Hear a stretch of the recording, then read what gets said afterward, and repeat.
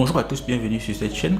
Comme d'habitude, pensez à vous abonner, à activer la cloche de notification, à commenter, à liker, ça ne coûte rien et ça motive à faire d'autres vidéos. Alors, il y a quelques jours, j'ai publié cette vidéo et j'ai vu une série de commentaires qui m'ont quand même surpris et quelque part qui m'ont déçu. Donc aujourd'hui, on va essayer d'analyser ces commentaires à l'aune de la vidéo qui a été faite. Donc si vous n'avez pas encore regardé la vidéo, je mettrai le lien en description. Allez-y la regarder et faites-vous votre avis sur la question.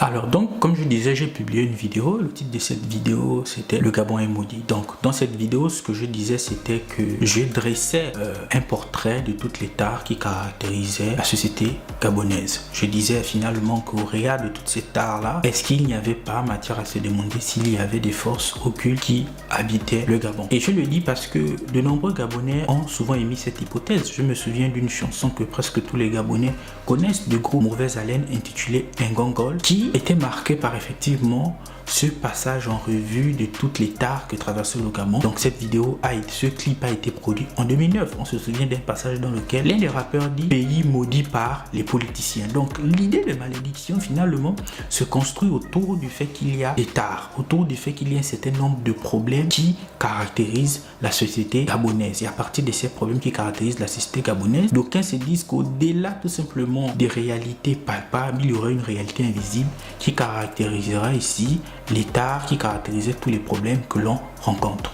Donc, à la suite de la publication de cette vidéo, de ce que j'ai dit, j'ai nuancé, du moins j'ai essayé d'apporter une réponse en disant que c'est une question de mentalité. Tout simplement parce que même dans ce clip Ngongol, ce que les rappeurs disent, c'est cela. C'est-à-dire qu'ils mettent en évidence des paradoxes, tout en montrant que ces paradoxes-là sont certainement ici construits autour des tares, mais surtout autour du fait qu'il y aurait une certaine façon de penser. Et donc, j'ai eu un certain nombre de commentaires.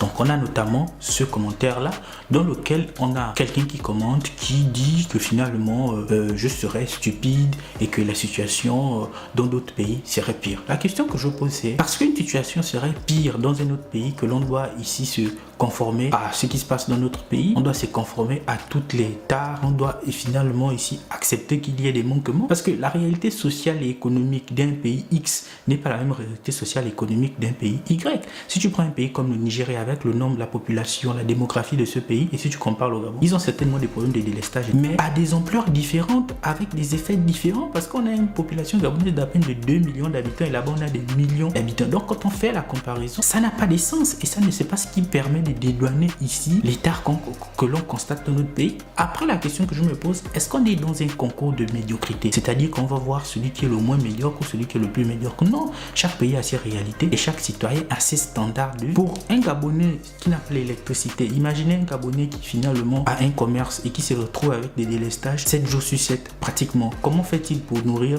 sa famille? Comment fait-il pour parvenir à ses besoins? Ou vous imaginez un Gabonais qui a travaillé, qui a fait des longues études et qui arrive, se retrouve, il n'a pas de boulot. Oui, c'est certaines des situations qu'on constate au Cameroun, dans notre pays, mais ces pays-là, c'est des pays différents. On est au Gabon et on a des réalités. Ce que je constate, c'est que les uns et les autres font dans une certaine fierté mal placée. Il y a des tares. Et lorsque Mauvaise Haleine a produit son titre Ngongol en 2009, et lorsqu'ils ont dressé le bilan de toutes ces tares en parlant de pays maudits par les politiciens, pourquoi les uns et les autres ne se sont pas insurgés en disant finalement il faut voyager, etc. Ils ont voyagé, ils ont vu ce qui se passait. Donc on n'est pas dans un concours de qui sera le plus médiocre. Lorsqu'on se compare à une autre nation, on se compare à cette nation dans l'optique de voir l'excellence. S'il y a un pont qui est bien construit dans un autre pays, toi quand tu arrives dans ton pays, tu veux faire mieux. Tu ne vas pas te dire parce qu'il n'y a pas un pont et comme il n'y aura pas un pont chez moi, bon ça va et tout se passe bien. Donc j'ai eu aussi d'autres commentaires dans lesquels certains disaient qu'il faut arrêter de se plaindre, etc. C'est pas une question, il n'est pas question ici de se plaindre ou pas. La question est de dire qu'il y a des choses qui ne marchent pas et que face à ces choses qui ne marchent pas, on se retrouve dans une situation infernale. Infernale, enfer, malédiction. Ce champ lexical là renvoie finalement à des situations difficiles. Et comme les situations sont difficiles, on doit améliorer la situation. On ne doit pas se complaire dans la bêtise parce que on constate qu'il y a des bêtises ailleurs. Comme je le disais, c'est pas un concours de bêtises. On s'inspire de l'excellence, on s'inspire de ce qui marche. Donc ici, dire qu'un certain nombre de choses ne marchent pas, ce n'est pas être contre le Gabon, c'est plutôt dire que à partir de ce moment, il faut changer, il faut apporter de nouvelles perspectives aux uns et aux autres. Et comme je disais, ces rappeurs de mauvaise haleine qui ont posé ce constat accablant en étant 2019, mais pourquoi aujourd'hui on constate pratiquement les mêmes choses? C'est parce que entre 2009 et aujourd'hui, la situation s'est fondamentalement dégradée. La situation s'est fondamentalement dégradée. Pourquoi il y a eu un changement de régime? C'était parce qu'il fallait apporter une nouvelle dynamique. Et cette nouvelle dynamique, elle vient progressivement avec tout ce qu'on constate dans le pays,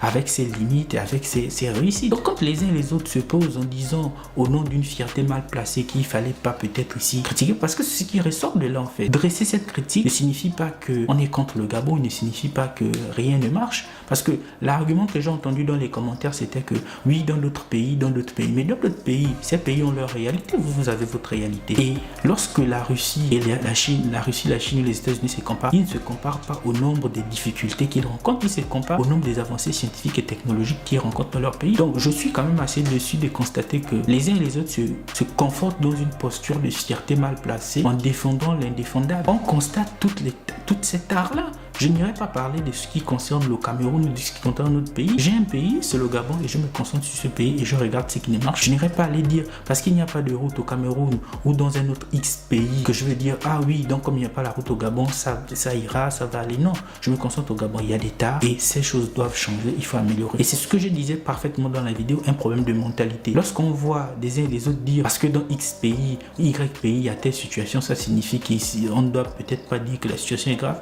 Je trouve que c'est ça le problème de la mentalité. On a notre pays, on a nos difficultés, on doit améliorer ces difficultés. Pas en regardant chez le voisin. Quand on regarde chez le voisin, c'est pour voir ce qui marche, pas pour se complaire dans la bêtise en disant oui, comme ça ne marche pas chez le voisin, je vais pouvoir ici me complaire moi dans mon absence de route, dans mon absence d'école, dans mon absence d'emploi, dans mon absence de sécurité et dans toutes les autres tares que l'on constate. Donc je vous remercie d'avoir regardé cette vidéo et je vous donne rendez-vous dans une prochaine vidéo. Allez-y regarder la vidéo, je mettrai le lien dans la description et faites-vous votre avis.